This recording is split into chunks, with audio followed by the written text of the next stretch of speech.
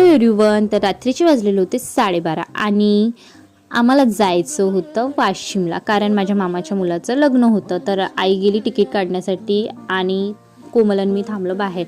तर तुम्ही पाहू शकता की इथे हे आमच्याशिवाय कोणीही नव्हतं. मग ताई आली, ताईनंतर मग आम्ही ट्रेनमध्ये बसलो. ट्रेनमध्ये बसल्यानंतर शिव आणि गार्गी आमची छोटीशी चिन्नमुन्नी बसले विंडो सीटवरती. यांना पाहायचा होता बाहेरचा व्ह्यू, पण रात्रीचा वेळ असल्यामुळे यांना काही व्ह्यू पाहायलाच नाही मिळाला. मग आम्ही फायनली अकोला स्टेशनवरती पोहोचलेलो, कारण अकोल्याहून आमची वाशिमला जाणारी ट्रेन होती. त्यामुळे मग आम्ही अकोल्यामध्ये उतरलो. मग इथे पण आपल्या गाडगी मॅडमच्या थोड्या मस्त्या सुरूच होत्या. इथे बॅग घेऊन पहा कशी मटकत चालली. तिचं म्हणणं होतं की मी पण बॅग ओढते, तुम्ही माझे व्हिडिओ काढा. मग त्यानंतर ताई आणि मी गेलो तिकीट घरमध्ये वाशिमला जाण्याची तिकीट काढण्यासाठी. सो तुम्ही पाहू शकता की हा आहे अकोला, म्हणजेच माझ्या मामाचं मूळगाव.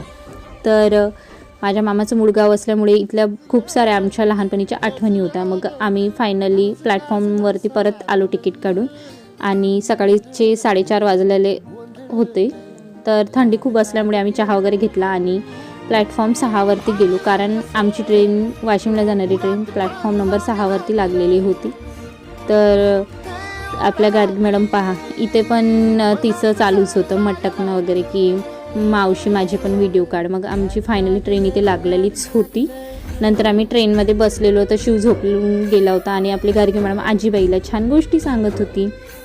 त्यानंतर सकाळचे 7 वाजता तुम्ही पाहू शकता की गावखेड्यातला किती छान व्ह्यू होता. आणि फायनली आम्ही वाशिमला पोहोचलेलो. तर असा होता आमचा ट्रॅव्हलिंग. सो भेटू नेक्स्ट व्हिडिओमध्ये. Thank you, bye bye.